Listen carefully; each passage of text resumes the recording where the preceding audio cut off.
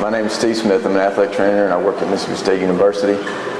We have two different case studies. One was an ACL reconstruction using a quad tendon.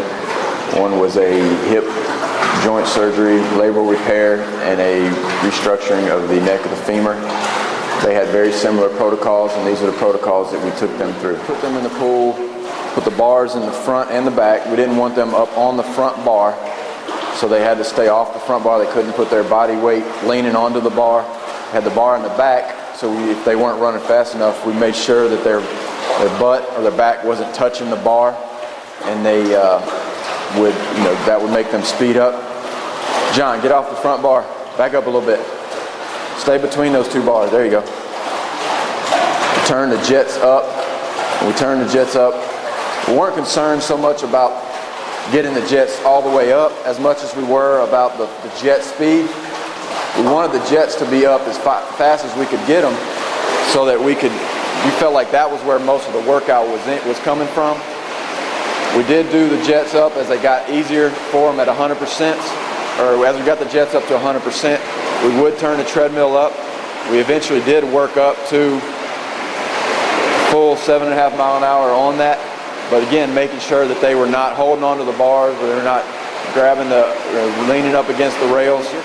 We get the jets turned up, and when we would have them sprint for 15, 16, 17 seconds, whatever was prescribed for their group. After that time period was up, then they would step off the treadmill. All right, step off. Get off the treadmill, do their prescribed rest period. Usually it was a 2-to-1 rest to work ratio, and a lot of, like we said, we had two case studies at the same time, so I would have both guys in here at the same time. One would jump on the treadmill while the other one was resting. When the other one got done, if they needed a minute rest, we would continue on till they got their minute rest period, then jump back on the treadmill. Again, go through the workout. When they would get, again, and this was just based on the program that the team was doing at the time. So they started out doing 10 sprints. Then they would work their way up to 20. Another type of training that we would do was I called it a fartlek long interval training. And this was basically designed as a 20 to 30 minute workout. I wanted them to be continuously moving, continuously working out, working on their aerobic energy system, but giving them some variations in intensity up and down.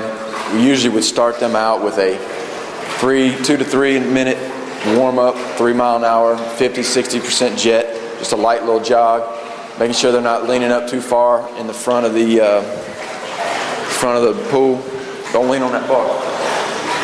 After they warmed up, then we would increase the intensity, usually go up to a half mile per hour to a mile per hour on the treadmill, and then usually would jump the jets up to 10 to 15% increase.